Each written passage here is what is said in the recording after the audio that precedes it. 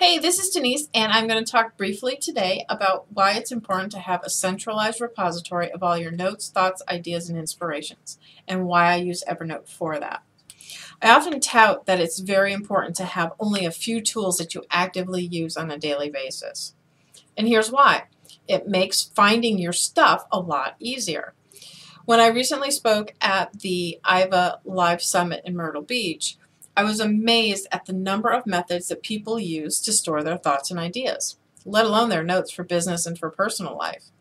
There is absolutely no reason to have your notes in 50 different places. No reason. Okay, so how does that all really apply to my practice? Here's the thing. If you knew that you spoke to a Jane Smith maybe a couple years ago at a networking event, she calls you out of the blue and you need to find her information somewhat on the spot, you can pull it up in Evernote or Google Drive, depending on how you use your CRMs. But you have it in one place. You don't have to go look. Did I store that in Word? Did I store that in Google Drive? Is it in my email? Is it in my contacts? Is it in my CRM? Is it in my project management tool? It's all in one place. It makes it a lot easier. Now, if Jane Doe does call, maybe you didn't quite understand her last name, although Doe is easy. But you could do a search for Jane, and it'll pull up all of your notes that have the word Jane in it. Chances are it'll be at the top of the list. If you tag it properly, then you know where you met her, whether it was at the Vermont Business and Industry Expo in 2013, 2014, 2015, whether it was at the Small Business Summit in 2014, whether it was at Tech Jam, but you have all that information tagged on your note. That saves you time.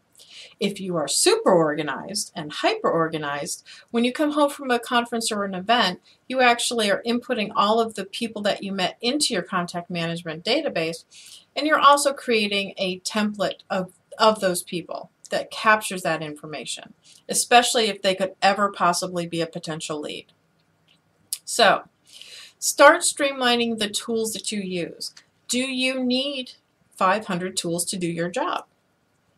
Probably not. Do you need 10 methods for storing your notes? No. That one's easy. That's a big flat no.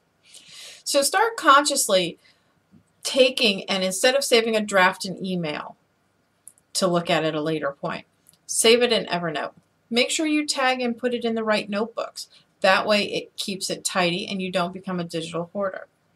Also, just like your winter clothes when you put them away in the spring and your summer clothes you put away in the fall, go through your Evernote, sort it by last modified date, and get rid of the stuff you don't need. If you're a big proponent of the Read It Later feature, which is where you send something to Evernote and tag it Read It Later in the hopes that you'll read it later, if you have read it later and it's not something that you need to save, get rid of it. There's absolutely no reason to keep it. Till tomorrow.